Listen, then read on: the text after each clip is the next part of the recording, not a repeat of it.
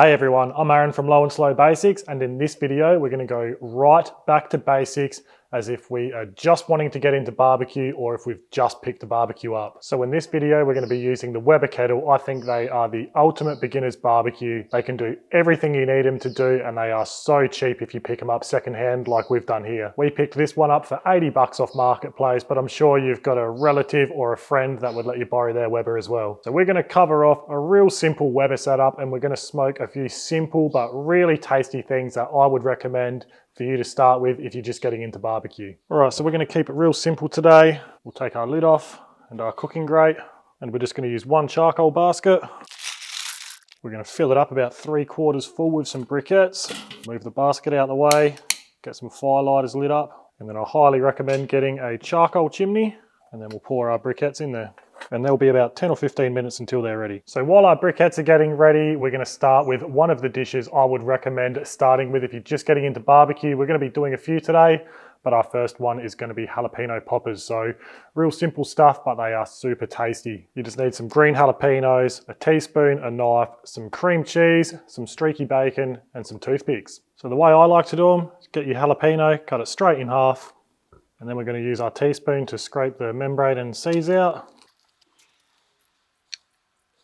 And then we've got some cream cheese. I'm using some sweet chili Philly today. And you just want to fill your jalapenos up with your cream cheese, just like so. Then we want to get a couple of toothpicks ready. Then we'll lay our rasher of streaky bacon out. Place your jalapeno on one end, then just roll them up. Then you just put your toothpick straight through it to secure it. Easy as that. So the next thing I recommend is the Old Faithful cheese Kransky, or honestly just your everyday sausage. It's really amazing what a little bit of smoke can do to something as simple as that. And all of the stuff we're smoking today is super cheap and cost effective. The last thing you want to do is stuff up a massive brisket that you've just spent $100 plus on because you don't understand your barbecue, fire management, or you haven't had a chance to play around with it. I always recommend starting out with cheap things like this. That way it's not the end of the world if you've gone out and spent a couple of $100 and you don't get a good end result. The next thing we're going to do, a couple of little chicken wing nibbles.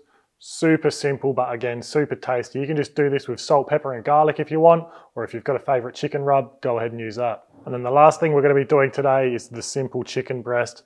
But trust me, smoked chicken breast is super, super tasty. So again, you can just use salt, pepper, garlic if you want. We're just going to use another one of our favorite chicken rubs. So our briquettes are pretty much ready now. Let's get this Weber set up. So we're going to open our bottom vent right up, take our charcoal chimney out, put our charcoal basket in on that side and pour our briquettes in. You want to make sure your briquettes are ashed over, nice and red hot and producing clean smoke.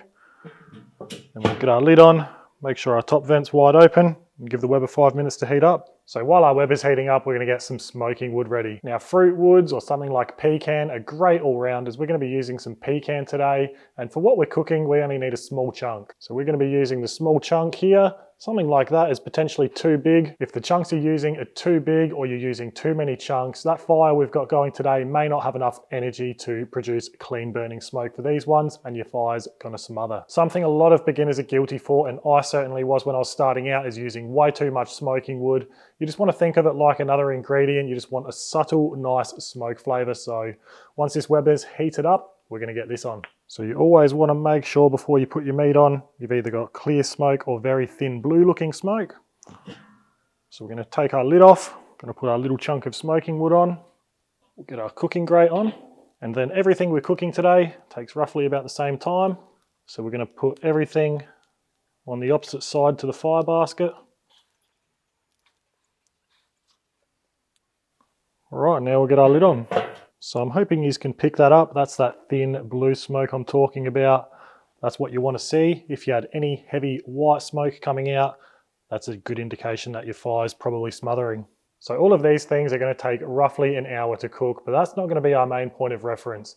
Our main point of reference is going to be internal temperature. So if you've got a digital meat probe, they are super handy. We're going to take the chicken until it reaches an internal temperature of 165 Fahrenheit or 74 degrees Celsius.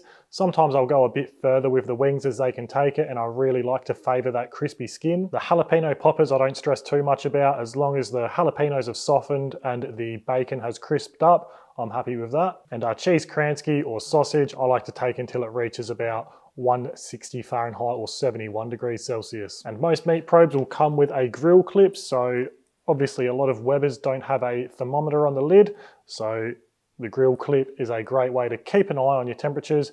We're going to be smoking this at around the 275 Fahrenheit or 135 degrees Celsius range today. And if you want to learn a bit more about Weber fire management and setups, I'll link a video down in the description for you to check out. So we'll check back in soon once we're a bit further along with this cook. All right, so we're about 45 minutes in. Let's have a check. Some awesome color. The bacon's starting to crisp up nicely. Let's check this wing internal. So we are at 185, which I'm usually happy for them to go up to that. Like I said, they're still going to be juicy and that skin's going to be nice and crispy. Check the thickest part of our breast. Still got a bit of a ways to go there. We're sitting at 130 internal. So let's get these wings out and try them. So beautiful crispy skin. Still nice and juicy. Like I said, you can overcook wings. There's plenty of fat in there and they still come up nice and juicy with that crispy skin. And you can always get a nice glaze or barbecue sauce, brush it over the wings, let it set for 5 minutes, and then you've got nice, sweet, sticky wings as well. Another trick with wings, you've got 2 bones up here. Pull the smaller one out, give it a bit of a wiggle around, slide that out, and you can take this off with 1 bite. So that's the wings done. Let's check the internal temperature of our Kransky. I reckon that'll be done. We'll have a taste of that next. Now again, I don't get too fussed if the sausage is overcooked because there's plenty of fat in there. So that's definitely ready. So we'll get that out and have a taste. So let's cut this open. These are some local ones from Barossa Fine Foods. Super tasty stuff. I usually like to slice them thin, I'll chuck them in a bowl and they are the perfect finger food. Or if you're putting together a barbecue box, you can slice them in half, serve up half a Kransky, and it's a great way to fill the box, and like I said, it's super tasty too. Super simple to do, stress-free, and once you get a bit more smoke on them, they just go to another level. They are so unbelievably tasty. If you like a bit of spice, you can go some chili cheese Kranskys. There's heaps of different flavors on the market and always a crowd pleaser. Next up, we'll try a jalapeno popper. So much to love about these things. These are probably my favorite side dish. If you like a bit of heat, then you are going to love these. So what you need to do is take the toothpick out, let them cool down because that cream cheese is friggin' hot, and enjoy. You can get super creative with these as well. You can use prosciutto instead of bacon. You can chop up some sausage and put it in with the cream cheese, or leftover brisket or pulled pork. You can leave the jalapenos whole, chop the end off, hollow them out, stuff them with your cream cheese and whatever else, and then you can egg wash them, panko crumb them, and deep fry them. There's so many options you can do with these jalapenos. So get creative, make them your own, but honestly, just cream cheese, bacon, jalapeno is always a winner. So that chicken breast, we didn't do anything fancy with it. One of my favorite things to do is either brine it in pickled jalapeno or pickle juice. With the pickled jalapeno juice, you get all of that jalapeno flavor without the heat, and the pickle juice obviously gives it a nice sweet sort of flavor, and it really helps keep it nice and moist as well. So if you do get into smoking chicken breast, have a play around with some brines and it just takes it to another level as well. So our chicken breast is just about ready, and again, you could glaze it if you want to give it some sweetness and to make that color pop, or you could just get it out, slice it up and enjoy it straight away. But what I like to do is I'm going to wrap it up in some foil with some butter and let it rest for 10 minutes before we slice it and serve it. So we'll come back once we've hit that stage. We are at 167. So we'll get this out and give it a rest like we just spoke about. So that chicken breast cook time was just over an hour, and as you probably would have seen, that charcoal basket was getting pretty low. There was still enough heat there to go for probably another 20 minutes or so, but if you had some more meat or bigger pieces of meat, then either go a bit more in your charcoal basket or use something like the snake method. Again, I'll put another video down in the description if you did want to check it out, which covers off a few different Weber setup techniques. So we'll be back once this chicken breast is finished resting and it's ready to serve. Seriously, how good does that look? Let's get stuck into it.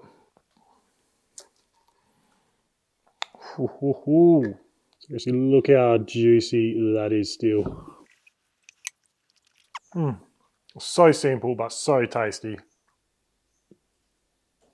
If you want to know anything else, don't hesitate to ask in the comments below or check out our other videos. We've covered off so much to do with the Weber, different cooking methods, different types of cooks. We've covered off your pulled porks, your brisket, and lots of other things. We've covered off lots of other smokers too. So that's the end of the video. Thanks for watching, and we'll see you next time.